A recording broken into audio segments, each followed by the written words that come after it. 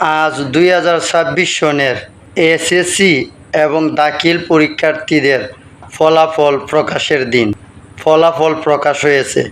আমি আগেই বলেছিলাম, জীবন এবং সময়ের মূল্য অনেক বেশি। অভিভাবকদের উদ্দেশ্যে বলেছিলাম, আপনার সন্তানদের প্রতি খেয়াল রাখবেন। ফলাফল যাই হোক, এখন ফলাফল প্রকাশের পর যারা অকৃতকার্য হয়েছে তাদের মধ্যে অনেকেই কান্না করতেছে, ভেঙে পড়ছে, আবার অনেক নিউজে দেখলাম আত্মহত্যা করতেছে। আসলে এগুলো ঠিক নয়। জীবনের মূল্য অনেক। পরীক্ষায় ফার্স্ট ফেল থাকতেই পারে, এটা স্বাভাবিক।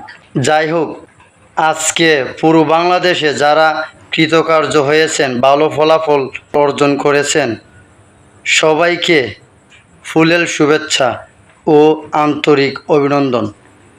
এবং যারা অকৃতকার্য হয়েছেন সবার জন্য শুভকামনা রইল।